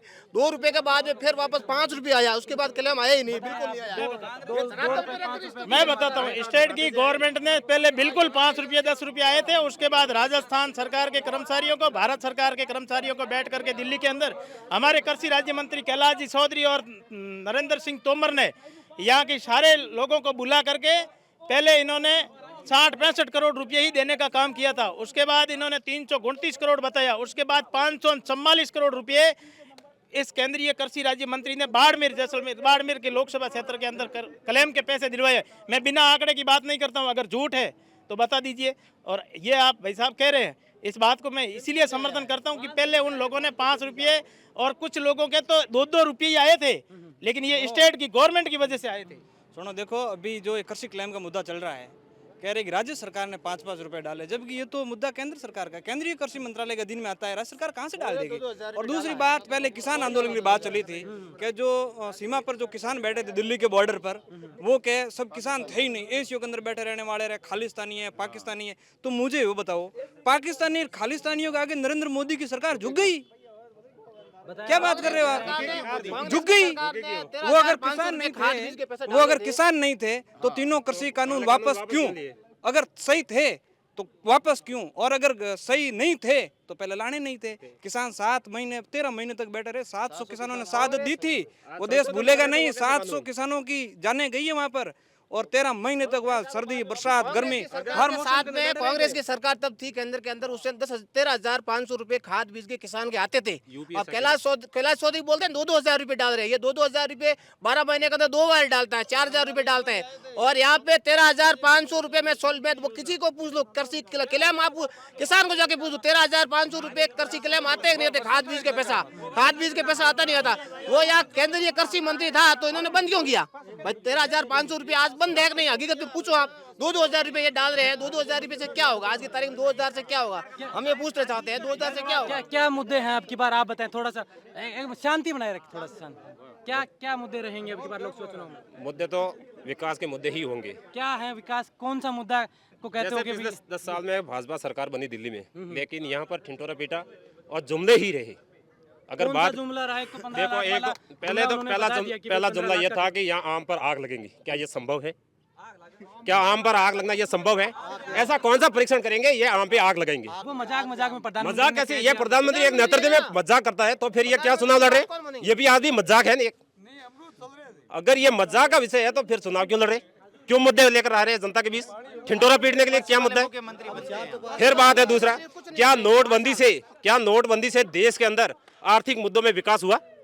क्या भूटान की आज आर्थिक दर देखो और उसकी रेट जो रुपए बढ़ा है और भारत का भूटान से भी गिरा है। क्या हमारा 2008 के अंदर वित्तीय मंत्री उस समय ये गिरा था? क्या बताओ, आज भूटान से हमारा रुपए गिरा, आर्थिक स्थिति गिर रही है। तो ये तो कह रहे हैं देश में विदेशों में डंका बजा। अरे यार, जीडीपी की लिस्ट ऑनलाइन बता दिए, जीडीपी की लिस्ट तो ऑनलाइन बता दिए ना। मैं कहने से होगा ना मोदी जी कहने से होगा। वो तो आंकड़े, अंतर्राष्ट्रीय आंकड़े, 5 ट्रिलियन कर देंगे। अंतर्राष्ट्रीय आंकड़े कोई आप नहीं फॉलो नहीं कर सकते, गलत नहीं कह सकते। अंतर्राष्ट्रीय आंकड़े तो वही रहेंगे। क्या एक्साइज ड्यूटी बढ़ाने से सोने के भाव घटे या 3 गुने हुए? मेरे को ये बताओ। आपने एक्साइज ड्यूटी लगाई कि उससे सोने का भाव दाम घटेंगे और हकीकत 1 नंबर का सोना होगा। क्या उससे बढ़े या घटे? अभी यहाँ के क्या मुद्दे रहे? अगर कोई वोटर है, यहाँ पानी का मुद्दा है, शिक्षा का मुद्दा है, सड़क का मुद्दा है, बेरोजगारी का मुद्दा है। हमारे युवाओं के साथ खिलवाड़ हुआ, क्या खिलवाड़ हुआ? अग्निवीर के अंदर खिलवाड़ हुआ। तो वो तो कह रहे हैं कि 4 साल में मैं कहता हूँ आप 5 साल के अंदर राज्य के अंदर काम नहीं कर सकते, 4 साल का सैनिक क्या काम करेगा? ये बताओ। डबल इंजन की सरकार कि बोल जो- आप 5 साल के अंदर सरकार में काम नहीं कर सकते और 4 साल सैनिक क्या देश के अंदर काम कर देगा? आपके लिए 5 साल कम पड़ रहे, आप 5 साल और मांग रहे और सैनिक को 4 साल में रिटायर्ड करे। वो तो कह रहे हैं कि ये वो क्या कह रहा है? ये मुद्दा है? ये वो कह रहे हैं कि ट्रेंड लोग एक बार वो कह रहे ये हैं। मुद्दा है कि नहीं है? मेरे जी मैं बता रहा हूँ को? उनका आपके लिए 5 साल कम बढ़ रहे हैं, नेता के लिए 5 साल कम बढ़ रहे हैं विकास के लिए, और सैनिक के लिए 4 साल भी बहुत है। वो कह रहे हैं जो जिनमें योग्यता होगी वो रह जाएंगे। क्या हो गया था? वो तो एक राज के टाइप राज हो गया। मेरा बेटा आएगा, मैं जाऊंगा, राज जाऊंगा, मेरा बेटा आएगा, उसमें तो वो सैनिक करेगा अपने अग्निवीर का मुद्दा है इस ये तो चुनाव गलत है, में बिल्कुल गलत है। अग्निवीर का ये हमारे ही स्थानीय लोगों का मुद्दा है। आज हमारा जवान और किसान ही मजबूत इस सेना से और खेती से है। वो दोनों ही मुद्दे हमारे के लताड़ में। काले कानून लाए, ड्राइवरों के साथ क्या अन्याय हो रहा है? आज रोडों पे खड़े, क्या टोल मुक्त में आय बढ़ रही है या घट रही है? कोरोना काल के अंदर रेल का किराया 35 से 70 बढ़ेगा, ये सही है या गलत है? महंगाई बढ़ी है और आमदनी वो तो आप बताएं। जीरो है। आज नरेगा के तहत भी 200 करोड़ लोगों को नहीं दिए जा रहा है रोजगार, तो फिर ये कैसे देंगे मुद्दा? तो अभी चलिए, ये तो आपने कैलाश चौधरी मंत्री थे, केंद्रीय मंत्री थे। अब रविंदर सिंह भाटी भी इनके एक उम्मीदवार आया है, नौजवान लड़का है। तो इन्हीं का ही है, ये उसी का बी पार्टी है, बी टीम है। कैलाश जी कहते हैं ये तो कांग्रेस की भी टीम है। कैसे होगी बी? वो वोट फंटाने के लिए लगे हैं। प्रोफाइल में क्या उसका देखा नहीं? विधानसभा का चुनाव अगर था। उन्होंने, वो कह रहे हैं कि रविंद्र भाटी कांग्रेस गए, उन्होंने पहले 7 दिन पहले पार्टी किसकी ज्वाइन की? किस पार्टी में वो चुनाव लड़ने के लिए कैंडिडेट दिमाग पर? फिर वो आकर लड़े। पहले वो party Bharatiya Janata party join की या कांग्रेस ज्वाइन की? मेरे को बीजेपी ज्वाइन की। बीजेपी ज्वाइन की। तो फिर आप बीजेपी की बताओगे? वो बीजेपी से बागी हुआ है, ना कि कांग्रेस से बागी हुआ है। स्टूडेंट राजनीति में भी वो एबीवीपी से ही है। वो संगठन कौन सा है? क्या कह रहे हैं? बीजेपी का ही है ना। रविंद्र भाटी ने स्टार्ट किया था ना सबसे पहले, एबीवीपी से किया है। एबीवीपी से तैयारी की, जेएनयू में उनको टिकट नहीं मिली। नहीं मिलने के बाद में क्या हुआ कि वहाँ से वो निर्दलीय खड़े हुए। क्यों हुए वो उनको सबको पता है। बीजेपी और एबीवीपी सेम है, तो इनकी स्टार्टिंग तो कहाँ से है? बीजेपी से ही है। अब ये क्या बोल रहे हैं? और निर्दलीय वो खड़ा हुआ क्योंकि उसकी टिकट काटी गई, उसको वापस ज्वाइन किया गया। उसके बाद में शिव में देखो सर, उन्होंने स्टार्ट किया था, मेरी बात सुनो सर, आप शिव में देखो, ठीक है, वहाँ से जो हुआ हो गया। वहाँ पे जोधपुर जेएनयू में सिर्फ और सिर्फ जातिवाद है पूरा का पूरा। दो जाट लड़ो, राजपूत निकलेगा नहीं। अगर दो जाट नहीं भी है तो अदर कास्ट मिला के राजपूत जो भी कैंडिडेट मैक्सिमम वो निकल जाता है, ठीक है। लास्ट 3-4 चुनाव देख लो, वो एक सुनील चौधरी वो एक ही जीता है। हरिंदर के जितना मजबूत कोई भी व्यक्ति वहाँ था ही नहीं। अभी उन्होंने फिर वो जातिवाद करके वहाँ से जिता दिया उसको, ठीक। शिव में आए, स्टार्टिंग कहाँ से की इन्होंने? बीजेपी के नाम से ही की, अपना पूरा प्रचार किया। उसके बाद में ये जाते हैं कहाँ? यूपी। किसके लिए? पार्टी ज्वाइन करने के लिए। उससे पहले ये नाम बीजेपी के नाम पे ही प्रचार कर रहे हैं। फिर गए यूपी, योगी जी से मिले, हमेशा बोलते हैं कि मेरी विचारधारा वही है। फिर वहाँ से यहाँ आते हैं, राष्ट्रवाद की नहीं है सर, वो उनको क्या है कि जुमले देके उनको कहीं ना कहीं। मुख्यमंत्री मीटिंग उनसे क्यों ले रहा है? कांग्रेस का कोई प्रत्याशी उसे लिया मीटिंग? योगी जी से मीटिंग करने के बाद में उन्होंने बीजेपी ज्वाइन करी। उनको आश्वासन दिया गया रविंद्र सिंह को कि भाई हम आपको टिकट देंगे। फिर जो भी इनके जैसा हुआ हो गया, उसको टिकट नहीं मिली, फिर छोड़ के निर्दलीय आ गए, जीत गए। वो तो उनके कर्म अच्छे थे या इनके कांग्रेस वालों के कर्म खराब थे, खोटे थे कि 2 लड़ गए। बाकी इन दोनों के वोट काउंट कर लो और उनके वोट काउंट कर लो, जीत कितनी होती है, कितनी बड़ी है। वो वापस अभी तक लास्ट 8-9 दिन पहले इन्होंने किसी मीडिया वाले ने पूछा है, तब जाके उन्होंने अपने ट्विटर हैंडल से हटाया है कि मोदी का परिवार है जो है। सरकार तो कांग्रेस की आएगी, बाड़मेर से उमेदवार राम जी जैसा अच्छा कोई नेता है नहीं, सबसे बढ़िया क्या है। उम्मीद करते हैं आप उस नेता से जिसके प्रति आप इतना कुछ कह रहे हैं कि उनसे उम्मीद बहुत है? शिक्षा का क्षेत्र मजबूत करेगा। सर हमेशा क्या होता है, चुनाव होते हैं ना, मैं मान लो कांग्रेस को समर्थन कर रहा हूँ, कोई दूसरा व्यक्ति है वो बीजेपी को समर्थन कर रहा है, तो आपस में वाद विवाद होता है, ठीक है। अभी 2023 का जब बाईतू में विधानसभा चुनाव था ना, ये ओम जी है RLP के, ठीक है, और मैं हूँ कांग्रेस से, मेरे पूरे परिवार जितना भी है कांग्रेस से। हमेशा हम मतलब एक दूसरे से मिलते थे, कभी एक दूसरे के ऊपर कटाक्ष कर लिया, पर नेताओं को दोनों को एक दूसरे को गालियां हमने नहीं दी। रीजन क्योंकि हमें पता है कि बड़दा बाईतू का जो विजन है वो बहुत अच्छा है। कौन लेके आए? हरीश चौधरी। किससे? कांग्रेस से, ठीक है। RLP में उमेदवार राम बेनीवाल, हमें पता है कि ये व्यक्ति सही है, हो सकता है इनकी पार्टी गलत या कुछ भी हो, स्टार्टिंग इन्होंने वहां से कर लिया, सही बात है, पर अपने खुद की निजी कमाई से। उमेदवार राम बेनीवाल एक नेता नहीं है सर। उमेदवार राम बेनीवाल क्या है पता है? एक पुलिस में गवर्नमेंट कर्मचारी रह चुके हैं, उनको पता है कि सरकार कैसे काम करती है, ठीक। बिजनेसमैन है, उनको पता है कि लोगों की क्या समस्या है, मतलब कोई अगर आदमी बिजनेस के लाइन में आगे जाना चाहता है तो वहाँ पे क्या प्रॉब्लम है। वो एक किसान है, उनको पता है कि एक किसान की क्या क्या प्रॉब्लम है। तो सारी चीज़ें जो हमारे इधर मेन मतलब सीमावर्ती क्षेत्र में जितनी भी प्रकार की असुविधाएं हैं, वो सब उमेदवार राम जी को पता है, तो वो अपना काम करने की कोशिश करेंगे। निजी हैंडल से वो अगर कर रहे हैं, मान लो स्कूलों में डिजिटल बोर्ड वगैरह दे रहे हैं, तो इसी की वजह से उन्होंने इतने वोट खींचे थे विधानसभा क्षेत्र बाईतू में।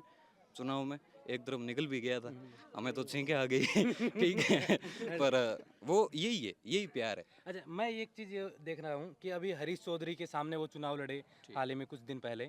आप बता रहे हैं आप कांग्रेस से हैं, तो उनका मामला बड़ा दिलचस्प रहा। पूरी राजस्थान की नज़र थी कि अब की बार उम्मीदवार और हरीश चौधरी में कैसा माहौल रहेगा। यहाँ मतलब सभी कांग्रेस RLP वालों को सबको पता था, जो भी जीत हार 500 के को छोड़कर कांग्रेस ज्वाइन की, ज्वाइन करते ही उन्हें टिकट मिल गई। गठबंधन भी बन गया संयोग से, क्योंकि पहले NDA के साथ गठबंधन था हनुमान बेनीवाल का, अब RLP का गठबंधन कांग्रेस के साथ हो गया।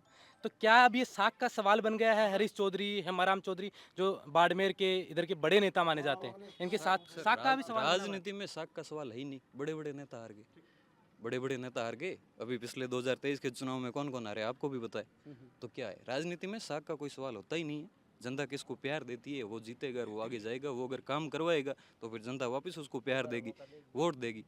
प्यार का माध्यम वही है, वोट देना, यही चीज़ है। साख तो कुछ होती नहीं। श्रवण बहुत बहुत धन्यवाद सर। और बीजेपी तो सर हो चुकी है हैंग। एक पे एंड्रॉइड मोबाइल लो नहीं, बिंग वैलिडिटी हो करे 5 साल 7 साल लास्ट है। अगर उसको आप 10 साल तक खींचोगे ना, वो अपने आप सीधी बात है हैंग होना ही होना है। तो उसको हटाने की जरूरत है, सारे लोग समझ चुके हैं। अपन कहीं पे भी जाते हैं तो क्या होता है, सबसे पहले पूरा परिवार देखते हैं। आप जाओ बीजेपी में जाके पूछो कि दूल्हा कौन है, कि मोदी जी। दुल्हन कौन है, वो भी मोदी जी, ठीक है। ससुर कौन है, वो भी मोदी जी।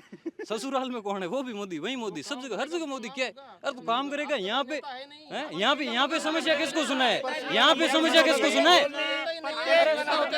कहाँ नेता है नहीं, कांग्रेस नेता है नहीं, कहाँ है? के बाद देश आजाद होने के बाद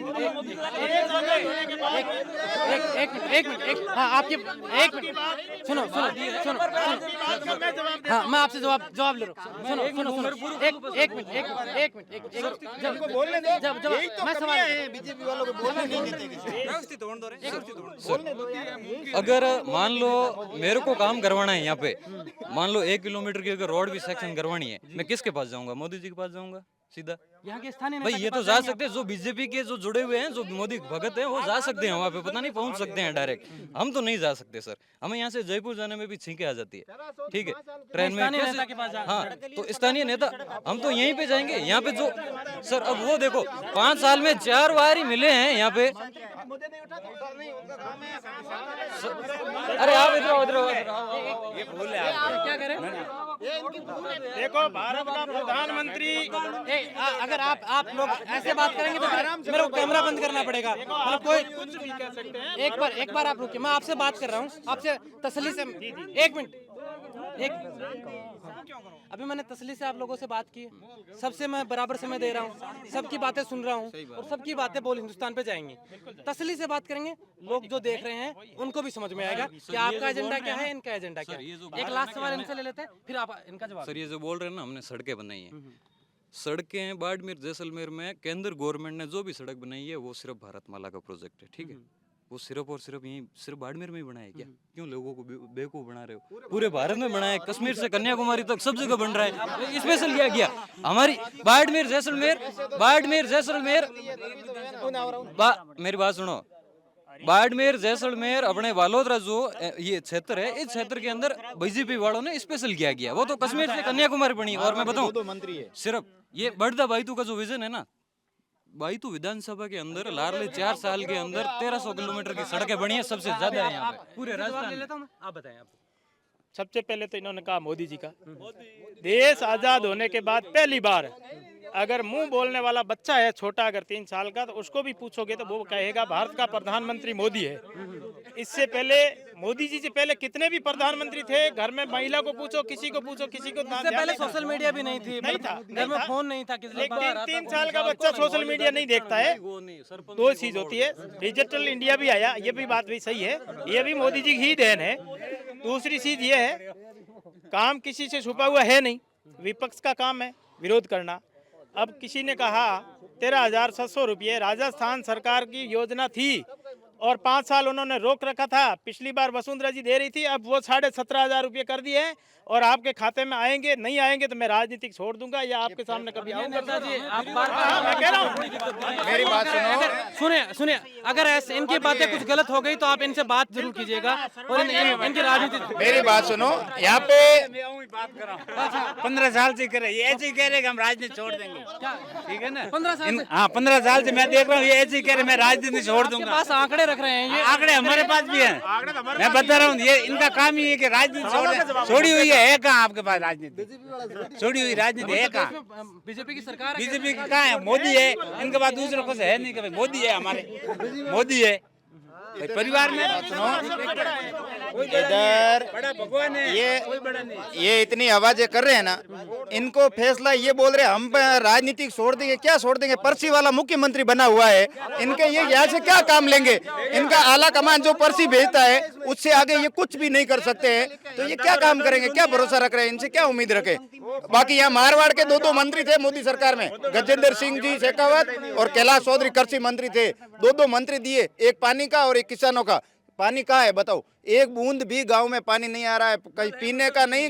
गायों के लिए जो गायों पे राजनीति करते हैं ना, तो गायों को पानी का पीने का पानी नहीं है, गायों का पीने का पानी नहीं, गायें मर रही हैं और गायों पे राजनीति करते हैं। और ये एक मुद्दा है इनका, जय श्री राम बोलो, जय श्री राम नहीं, ये बोलते हैं जय श्री राम को हम लाए, देश में राम को हम लाए। क्या राम की बातें कर रहे हो? यहाँ मारवाड़ में राम नाम के हमारे आदमी के पीछे रखते हैं, जोगा राम, मूला राम, कुछ भी नाम है ना उसके पीछे राम। हम तो राम को कब से लाए? आप क्या राम लाए हो? अभी ये राम की बातें करते बड़ी बड़ी, हम राम ले आए देश में, क्या राम लाओगे? हमारे तो पीढ़ियों में पीछे राम के पीछे राम चलता है।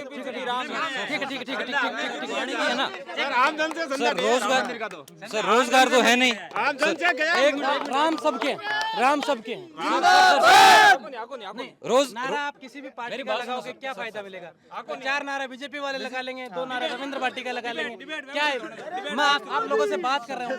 अभी थोड़ा सा माहौल थोड़ा सा गरमाया था और इसलिए एक बार 2 मिनट कैमरे को ऑफ करना पड़ा। अभी हम तसल्ली से बात कर रहे हैं।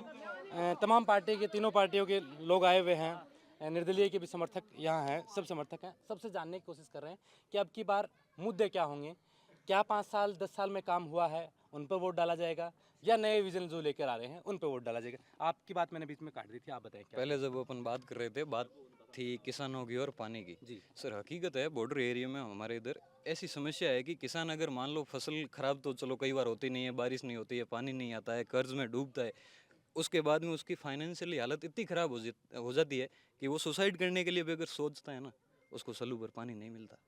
ये हालात है हमारे यहाँ के। बिल्कुल। नेता आते हैं, वादा करते हैं, चले जाते हैं, विकास कोई करवाता है नहीं। और इस बार हमें उमेदवार राम जी से पूरा हमें उमेदवार राम पर भरोसा है। वो वोट हम उनको वोट करेंगे, वो जीतेंगे, दिल्ली जाएंगे और हमारी स्थितियाँ जो है वो सुधरेगी। ठीक।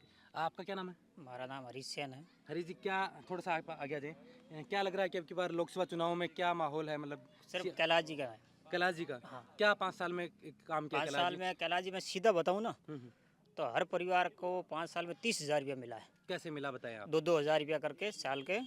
30,000 रुपए हो गए। हाँ, नहीं साल के नहीं, 5 साल के 30,000 होता है सीधे, आप गिनती करो। अब आप चलो नहीं, 5 साल के 30,000 सीधा। हमारे 5 साल में 30,000 रुपए 30,000 रुपया सीधे परिवार को दे दिया, हर परिवार को। क्या होता है आज के दिन 30,000 रुपए में 5 साल में? नहीं, ये तो 5 साल से कुछ नहीं होता है, लेकिन पिछला MP बना तो उसने क्या दिया, उससे पहले क्या दिया था? मतलब सरकारों का काम पैसा देना होता है या फिर वो सुविधाएं देना होता है? सुविधा होगी ना। नहीं, हमको तो ये सीधा फायदा मिला है, सीधा फायदा चाहिए। सीधा किसान खाते में आता है बस। मतलब आपको सिर्फ पैसा चाहिए, चाहे खेती। अरे खेती होती है ना, अरे खेती होती है तो भी होती है ना। नहीं, कैलाश जी का हो सकता है ये पैसा अंध भक्तों को आता हो। हमारे 50 परिवार यहाँ पे, हम सब आसपास में रहते हैं, विद इन 1 किलोमीटर, ठीक है। 50 में से एक परिवार भी अगर कोई कह दे कि मेरे पास ये प्रधानमंत्री कोई योजना से 2 रुपए भी आए हैं, आप जो कहोगे वो करने के लिए तैयार हैं। प्रधानमंत्री आवास सीधे पैसे आते हैं। प्रधानमंत्री आवास का गैस की टंकी, भाई साहब के घर पे जाओगे सरपंच की, मैं गया था, गैस की टंकी लगी है प्रधानमंत्री की, आवास बना हुआ है प्रधानमंत्री का, तो भी ऐसे बोल रहे हैं मिल ही नहीं रही है। मेरे पापा तो गवर्नमेंट टीचर है, गवर्नमेंट टीचर है, कोई सुविधा मिल ही नहीं अरे रही नहीं, ये तो भाई साहब को मिली है, भाई आपको साहब मिली को है। कैसे मिली? भाई साहब सबको अभी मिला कल का है। बच्चा है यार, मेरे तो डॉक्यूमेंट नहीं है अभी। क्या भाई साहब, भाई प्रधानमंत्री आवास सबको मिला है, तो क्या कैसे मार रहे हैं भाई? मैं बात बताता हूं, 450 रुपए में गैस सिलेंडर मिलता था जब तो निर्मला सीतारमण रोड पे आकर बैठ गई गैस टंकी पे, और 1200 स्मृति ईरानी सॉरी, और आज 1200 हुए, वो एसी के कमरे में जाकर सो गई। ये क्या मुद्दा है? मैं कह रहा हूँ 450 के अंदर स्मृति ईरानी अगर रोड पे बैठ गई गैस लेकर के टंकी, और आज 1200 हुए, तो फिर बात ही नहीं। अभी मैं एक बात आपसे, एक सवाल। आपने कहा कि 2,000 रुपए सीधा खाते में आ रहा है। एक तरफ है किसान MSP मांग रहा है कि मेरी फसल की मुझे कम से कम एक लागत मूल्य कम से कम मूल्य दे दिया जाए। एक तरफ तो वो मुद्दा था, और एक तरफ आप कह रहे हैं कि किसानों के खाते में 2,000 रुपए आ रहे हैं। कौन सा सही है? 2,000 सही है या वो सब बेहतर जगह सीधा खाते में आते हैं। कांग्रेस लोग पहले खाने के लिए मिलते हैं, अभी खाने के नहीं मिलते हैं, इसके लिए। कांग्रेस BJP छोड़ दीजिए, मैं 2 बात बता रहा हूँ। अगर किसान ये चाहता है कि मेरी फसल का मूल्य मुझे मिल जाए, चाहे भले ही 2,000 रुपए मत मिले मेरे, और या फिर 2,000 रुपए मिले, चाहे फसल का मूल्य मत मिले, नहीं, सब रेडी रहते। ओके सर, कौन से किसान? मोदी का काम एकदम बंद है, मोदी करता है वो सही है। अंध भक्तों के पास हकीकत है कि सर नहीं, उनके पास कोई कुछ नहीं मिलेगा तो भी मोदी अगर वो पीछे दो तीतर वो पहली है। मोदी जी 2,000 रुपए एकदम। हाँ बताएं। 2,000 रुपए साल के 6,000 रुपए वो मिलते हैं, 17,500 रुपए ये मिलेंगे, और उनको सोसाइटी मिल रही है, उनका क्लेम मिल रहा है, तो उससे तो बेस्ट ये है, क्योंकि ये लोग किसानों के सीधे खाते के अंदर पैसे आएंगे, ना कि मेरा सवाल ये था कि किसान जो फसल उगाता है, मान लो कि वो 10,000 रुपए उस पर खर्चा आया है, तो किसान कह रहा है कि मुझे 10,000 रुपए कम से कम उस फसल के मिल जाएं। ये किसान, उनकी मांग थी। किसान जो 13 महीने तक बैठे थे, MSP जो मिनिमम सपोर्ट प्राइस होती है, मिनिमम सपोर्ट प्राइस होती है, वो हमें मिल जाए, किसान ये कह रहे हैं, और मोदी जी हैं 2,000 रुपए खाते में डाल रहे हैं। MSP के लिए सरकार ने कई बार टेबल के अंदर बात करने के लिए तैयार हुए थे, परंतु वो बात करना चाहते ही नहीं। नहीं, MSP के लिए बात क्या करनी है? सरकार है, पूर्ण बहुमत की सरकार है, सरकार बात, किसान बात कर ही नहीं रहे हैं। जो वहाँ बैठे हैं वो आकर के बात करते ना तो उसको कुछ किसान होता आप है। किसान हाँ, मैं किसान हूँ। आप चाहते हैं आप चाहते हैं कि आपकी फसल का आपको सही मूल्य मिले? हमारे हाँ बिल्कुल चाहते हैं। चाहते हैं। क्या होती है एमएसपी आप जानते हैं? हमारे जो यहाँ फसल पैदा होती है उनका हमको बेनिफिट मिल रहा है, नहीं, एमएसपी क्या होती है वो आपको पता है? समर्थन मूल्य। कितना, कौन सा समर्थन मूल्य? कि भाई ये कोई भी जैसे बाजरा दो है, चीज होती है, एक एमआरपी होती है, एक एमएसपी होती है। एमएसपी जैसे कि बाजरे का 2000 रुपए कर दिए तो आप 2000 से नीचे नहीं बेच सकते, और खरीदने वाला उससे ऊपर खरीद सकता है। जी बिल्कुल, बिल्कुल आपने सही समझाया। हाँ। कि 2000 रुपए अगर सरकार ने तय कर दिए हाँ। कि एमएसपी बाजरा 2000 रुपए है तो आप प्राइवेट सेक्टर में जाएं, चाहे मंडी में जाएं, कहीं भी जाएं, आपका 2000 से ऊपर का बाजरा बिकेगा। किसान यही बोल रहे थे कि हमारे एमएसपी का उनकी गारंटी मिल जाए, लेकिन मोदी जी नहीं दे पाए। नहीं अभी है ना, कहाँ नहीं दे पाए, गारंटी नहीं दे पाए। नहीं गारंटी, अब वो टेबल पे बात, टेबल पे बात करेगा, मेरी बात सुनो। किसान बात करेंगे, वो किसान बात करना चाहते ही नहीं है ना। क्या कृषि कानून जो कितनी बार उनको, क्या कृषि कानून जो लेके आए थे मोदी जी, अध्यादेश लेके आए थे कोरोना के अंदर, क्या किसानों से मिलकर बात की थी? क्या किसानों के संगठनों से मिलकर बात की थी? नहीं संगठनों को बात करने के लिए ऑफर किया उनको ना। अच्छा, कानून लाने से पहले ऑफर किया था? नहीं कानून, जो कानून बनवाए उससे पहले ऑफर किया था? नहीं वो लागू तो किए नहीं। नहीं लागू किए थे, लाए थे। नहीं लागू कहाँ किए, लागू किए होते तो अगर वो कानून बन जाता। किसानों ने विरोध किया, लागू नहीं किया, लागू करने की चल रही थी बात, तभी किसानों ने वो विरोध किया। तो विरोध किया तो उन्होंने कह दिया, ऑफर किया कि आप आओ टेबल पे बैठ के बात करो, अगर उसमें कोई संशोधन करने लायक है तो सरकार करने के लिए तैयार थी, परंतु वो बात करना चाहते भी नहीं थे। जब किसानों ने अपना आंदोलन पीछे खिसकाया, उसको स्थगित किया, तब उन्होंने कहा कि हम बात कर रहे हैं और इन मुद्दों पे हम बात करेंगे। लेकिन अभी कितना समय हो गया, 2-3 साल निकल गए, अभी दोबारा किसान आए हैं। आपने देखा पंजाब में वो कैसे उनके सामने किले ठोक दी गई दिल्ली के बॉर्डरों पे, आपने देखी वो फोटो में, तस्वीरें आई हैं आपके सामने। अभी किसान दोबारा आए थे दिल्ली में। आप जो बेरोजगारी की बात कर रहे थे, मैं किसानों की बात नहीं किसानों की बात, जो किसान चाहते हैं उनकी बात करने के लिए सरकार तैयार है। तो सरकार और वो किसानों के जो प्रतिनिधित्व कर रहे हैं, सरकार ने किसानों का जो प्रतिनिधित्व कर रहे हैं, वो पूंजीपति, वो अपना कमीशन सॉल्व करने के लिए वो बात कर रहे हैं। ठीक है, जो पूंजीपति किसान है, पूंजीपति किसान है, न कि आम किसानों को। कौन से किसान का पूंजीपति होता है, बिजनेसमैन होता है पूंजीपति। किसान सर नहीं, कई किसान कौन से, हरियाणा और पंजाब के पूंजीपति होता है पहले। देखो मुद्दे भड़काऊ मुद्दे नहीं होने चाहिए, मुद्दे इस तरह नहीं होने चाहिए, मुद्दे होने चाहिए। इनको बोलने दीजिए। फिर इन्होंने कहा कि पूंजीपति नहीं होते किसान, तो किसानों के वो एससीओ कहाँ से आई? नहीं इन्होंने कहा ना भाई, नहीं आप मानते हैं कि किसान, एक मिनट रुकिए, आप रुकिए, आप मानते हैं किसान पूंजीपति होते हैं? होते हैं, होने चाहिए, होते हैं। वो एसी में रह सकते हैं, तो फिर ये बीजेपी के लोग उन पे आरोप क्यों लगा रहे हैं कि वो एसीओ में घूम रहे हैं, वो तो फॉर्च्यूनर में घूम रहे हैं, वो तो असली किसान है ही नहीं, नकली किसान है। भटके हुए किसान है, न कि वो क्या खेती के किसान नहीं है, वो भटके हुए किसान है, वो कमीशन खोरी के किसान है, न कि वो हल चला के उपजा करने वाले किसान नहीं है। ये कह रहे वो भड़काऊ, वो किसान थे ही नहीं। मेरे को ये बताओ, वो किसान नहीं थे तो काला कानून वापस क्यों लिया? कारण तो बताओ, किसान थे इसलिए तो सरकार और उसके अंदर राजस्थान के कितने थे? अब ये बात कर रहे हैं राजस्थान के, हरियाणा की, अब आप ये राजस्थान से बताओ वो किसान कितने हैं वहाँ? हमारे संसद के अंदर सबसे पहला हनुमान बेनीवाल ने मुद्दा उठाया। दूर के ढोल जुआने लगते हैं, वो पंजाब और हरियाणा की बात करते हैं, न कि ये बताओ पंजाब और हरियाणा भी भारत का हिस्सा है, भारत के राज्य है, वो किसान भी भारत के किसान है। किसान कहीं भी आंदोलन करे, वो किसान है। उन्होंने 700 शहादतें दी हैं, प्रधानमंत्री का एक शब्द उनके खिलाफ नहीं है। आपने देखा, एक शब्द उन्होंने नहीं बोला कि हमारे यहाँ से किसान कोई गए नहीं। क्यों? किसानों को बेनिफिट मिल रहा है, हर साल उनको सोसाइटी दी जाती है, उसका क्लेम आता है, उनको 6,000 रुपया साल के खातों के अंदर डालते हैं, पैसे दिए जाते हैं, खाद बीज के पैसे दिए जाते हैं। बात करने का तरीका कांग्रेस की सरकार थी, मनमोहन जी की सरकार थी, इन लोगों की सरकार थी, वो एमएसपी नहीं दे पाए और अब आरोप लगाने लगे मिल रही है और मिलेगी।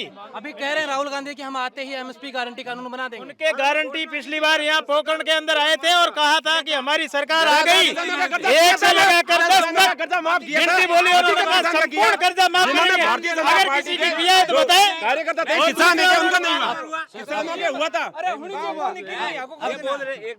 ये बोल रहे हैं कि इधर आके बोलिए आप, जो भी बोलना आप। ये बोल रहे हैं कि भाई 10 दिन गिनती गिनी थी।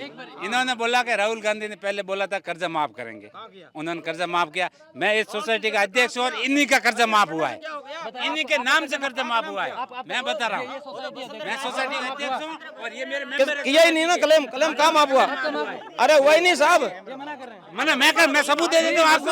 ये हुआ था 2019 के अंदर किसानों का कर्जा माफ हुआ था। मैं आपको सबूत दे दूँ। मैं सोसाइटी का अध्यक्ष हूँ और ये मेरे मेंबर है और इनका कर्जा माफ हुआ था। केंद्र सरकार का क्रेडिट सोसाइटी, इनका कर्जा माफ हुआ। सोसाइटी का क्लेम आया, एक और मुद्दा, सोसाइटी का क्लेम आया था, अकाल पड़ गया था। अकाल का क्लेम जिस प्रकार से पिछली सरकार ने लागू किया था वही आया था। उसके बाद कांग्रेस की जब राजस्थान के अंदर सरकार आई तो उन्होंने वास्तव में क्लेम भी कम कर दिया। और जो सोसाइटी ये कह रहे हैं अध्यक्ष साहब, साख सीमा थी 1,35,000, उसको घटा करके इन्होंने 50,000 कर दिया और उल्टी सोसाइटी घटा करके किसानों के साथ अन्याय किया। और जब पहले बीमा, फसल बीमा 33% पे इनको आधा 50% मान करके प्रधानमंत्री जी ने किया। और सबसे पहले फसल बीमा ही माननीय अटल बिहारी वाजपेयी जी की देन है किसानों को आगे लाने के लिए। कांग्रेस ने 70 साल के अंदर क्या किया ये बता दें, पहले ये बताएं। दूसरों पे आरोप लगाने से पहले मोदी जी ने तो सब कुछ किया और कर भी रहे।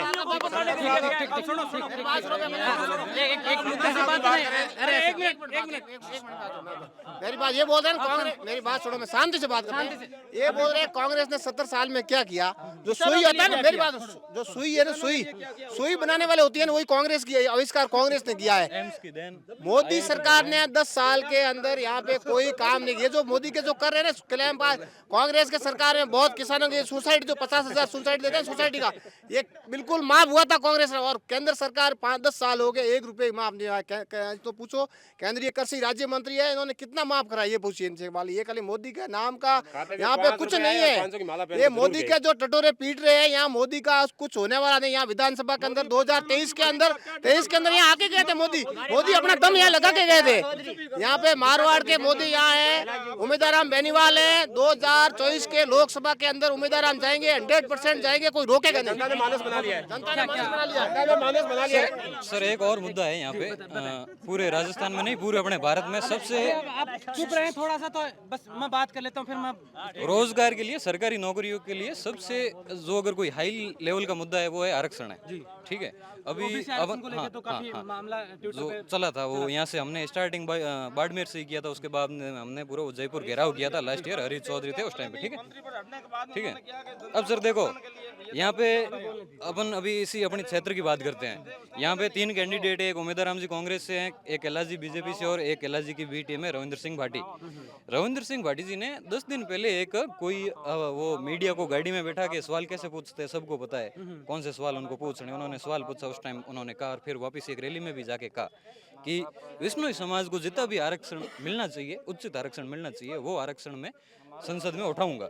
ठीक, आपने विष्णु समाज का कहा, हमें उससे कोई मतलब वो नहीं है कि भाई उनका क्यों उठाएंगे, हमारा क्यों नहीं उठाएंगे, लेकिन वो उनकी विचारधारा है। बीजेपी आरक्षण को खत्म कर रही है, तो फिर हम उस पर कैसे विश्वास कर लेंगे? ये सिर्फ विष्णु समाज का ही मुद्दा उठाएंगे, SC/ST कहाँ जाएंगे? जातिगत जनगणना को ये मान नहीं रहे हैं। फिर 3 दिन बाद में उनको लगा कि नहीं, ये तो दांव उल्टा पड़ रहा है, सिर्फ विष्णु समाज का ही मैंने बोला है। फिर एक कोई मीडिया वाला को उठा के लाया, सामने बैठाए, फिर बोला आरक्षण। तो क्या यार, आरक्षण पे तो ये है, मेरा मानना ऐसे है कि आय के हिसाब से लिस्ट बननी चाहिए, आर्थिक आधार पे बढ़ना चाहिए। सर क्यों आर्थिक आधार पे? क्यों आर्थिक आधार पे क्यों? जो जितनी ज्यादा पॉपुलेशन है वो सबसे बेस्ट तो तरीका वही है ना, उतना ही हक मिलेगा। जिसकी जितनी संख्या उसको उतना हक, वो कांग्रेस के अलावा कोई करेंगे नहीं। जिसकी जितनी हिस्सेदारी उसकी उतनी भागीदारी। अब बाड़मेर जैसलमेर की जनता को समझना चाहिए, ये सारे के सारे दूसरे जुमले हैं, अपने आप को सिर्फ वोट लेने तक ही देख रहे हैं, आगे पता नहीं मिलेंगे या नहीं मिलेंगे। रविंद्र सिंह जी जब JNU में छात्र संघ अध्यक्ष थे, मैं भी वहीं था 3 साल तक। हमारे जाट समाज की जो हमको भी कोई फाइल लेके जाते हैं तो वो उसको टेबल से फेंकते थे। ठीक है, इतना तो ये बहुत बड़ा जातिवादी कीड़ा है, और ऊपर से आके बोलता है कि मैं छत्तीसी कौम राजपूत। सबसे पहले इनकी एक जो समाज की जो संस्था आती है, करणी सेना, हमेशा 35 कौम करते आइए, जब भी चुनाव आते हैं राजपूतों को 36 कौम याद आ जाती है। हमारे जाट समाज के मंच से आज तक किसी भी दूसरी जाति को गाली नहीं निकाली गई। क्यों? वो गालियां निकालते हैं, फिर आके वोट मांगते हैं, उस टाइम पे उनको 36 कौम याद आती है, वोट होके वापस जाते हैं, फिर वो उनका वो 1-2 कौम पर्सनल हो जाती है और फिर 33 कौम तक आ जाते हैं। क्यों? इस चीज़ का जनता जवाब देगी इस बार। और लगभग लोगों को ध्यान है कि रविंद्र सिंह के कारनामे क्या क्या है, उन्होंने जेएनयू के अंदर क्या किया, अपने लोगों को कितना प्रताड़ित किया, सारों को पता है। हरिंदर को चुनाव हराया लास्ट टाइम पे, उसमें क्या किया, शिव से ये कैसे फर्जी वोटिंग से जीते हैं, कितने लोग बाहर से आए हैं, इनके बूथ है कई जहाँ पे वो इनके समर्थक है ना, 99% वहाँ पे वोटिंग है। सर एक वोट, सिंगल वोट भी दूसरे कैंडिडेट को नहीं गया। पॉसिबल है क्या? एक गांव पूरा का पूरा जिसमें 2000-3000 लोग है, एक तरफा वोटिंग कर दे? आज तक हुआ है क्या कहीं? देख लो आप, मोदी रुझान क्या है, मोदी जी के कहीं खड़े होते हो वहाँ पे वो देख लो, बूथ वाइज लिस्ट देख लो, 2 लाख से भी अगर कोई कैंडिडेट जीत रहा है ना, वहाँ पे देख लो एक बूथ पर हमेशा ऐसा कभी पॉसिबल ही नहीं है कि सिर्फ एक ही व्यक्ति को वोट मिले। फर्जी वोटिंग देखिए रविंद्र सिंह जी भाटी की बात आ रही है, तो आप रविंद्र सिंह भाटी जी अभी यहाँ घूम रहे हैं, 36 कौम और ये बातें कर रहे हैं कि मैं सबको आगे लाने की बात कर रहा हूँ। सबसे पहले जेएनयू के अंदर 3 हॉस्टल थे, उनका नामकरण हो रहा था बाबा साहेब भीमराव अम्बेडकर के नाम से और भी अमृता देवी के नाम से, और ये जो हो रहे थे ना उनको रुकवाया किसने? अगर ये 36 कौम का हितैषी होता, अभी ये वोट लेने के लिए इस प्रकार के ढोंग कर रहा है, जातिवाद फैला करके भाइयों को आपस में लड़ाने का प्रयास कर रहा है। हम यहाँ पे मारवाड़ में क्या है, हमारा भाईचारा एकदम कई सदियों से चला रहा है, एक दूसरे काम आते हैं, हर एक जो किसानों से जुड़ी कोई भी कास्ट हो, जैसे सुथार है तो किसान का हड़ बनाता है, लुहार है तो किसानों के काम आता है, किसान है वो अन्न उपजाता है, सब में बांटता है, यही चलता है। लेकिन अब ये काम कर रहा है कि आपस में लड़ाएं, इनको लड़ा करके वो अपना एजेंडा फिट करना चाहता है। और अगर कहीं लोग चूक कर दी ना तो आने वाला टाइम बहुत खतरनाक होगा। अभी जो कुछ लोग उसके चक्कर में आ रहे हैं कि भाई लौट आ रही हो, फलौन लौट आ रहे हो, कड़ा थोड़ी करनी की हुई, हमें मारवाड़ के अंदर भाईचारा चलाना है। और बाकी बात करें, अभी ये चुनाव लड़ रहे, इतना बड़ा बात कर रहे हो आप, तो मेरी बात सुनो, एक सरपंच का चुनाव लड़ने में जोर आता है, और अभी भी कह रहे हैं कि ये 26 साल का युवा, एक मास्टर का बेटा, अभी वो 26 साल का कब से है, 34-35 साल का हो गया, अभी तक उसको 26 साल की लेके घूम रहे हैं। और दूसरी बात, एक सामान्य मास्टर का बेटा, इतना आगे नहीं, ये भी एक सामान्य मास्टर का बेटा है, इतना बड़ा नहीं कर सकता। इसको फंड कहाँ से आ रहा है? बजरी माफिया, जिसने 10 साल तक इस जनता को खून सूस लिया, उसने जनता को कितनी यहाँ पर हमारे यहाँ हत्याएं होगी, बालोतरा बाड़मेर के अंदर कितने लोगों के अंदर आपने देखा होगा, कितनी गाड़ियां तोड़ दी, कितने लोगों को मारा, घायल किया, रोजाना यहाँ दंगे, नदी के अंदर सामान्य आदमी का जाना भी कोई पॉसिबल नहीं था। मैंने सोशल मीडिया पे एक चीज़ देखी थी, वो मेरे सवाल याद आ गया कि आप लोगों ने जो बजरी माफियाओं को लेकर या बजरी को लेकर जो बायतू में आंदोलन किया था, वो तस्वीरें मेरे तक भी पहुंची थी, हमने भी देखी थी, और उनमें आपसे मेरी बात भी हुई थी उस दौरान। क्या मामला था बजरी का, ये मेरे को आखिर देखिए, बजरी जो है ना, हर घर की आवश्यकता होती है, और बजरी की रेट सरकारी रेट है वो 50-51-52 रुपए थी, लेकिन ये बजरी माफिया को ऐसा टेंडर दे दिया जिसने 500-600 रुपए तक लिए, और कोई रवानगी भी नहीं देता था, वो कोई ऐसा मतलब न तो कोई सरकारी पत्र देता था, न कोई सरकारी वो कागज देता था कि इस बजरी कितनी रेट है। वो खूस सूस लिया उसने, हजारों करोड़ रुपए का बहुत बड़ा घोटाला कर दिया, और सामान्य आदमी के पहुंच से भी बजरी दूर हो गई थी। इसलिए 100 दिन तक बालोतरा के अंदर धरना चला, हमने लड़ाई लड़ी, लेकिन सरकारें थी नहीं मानी।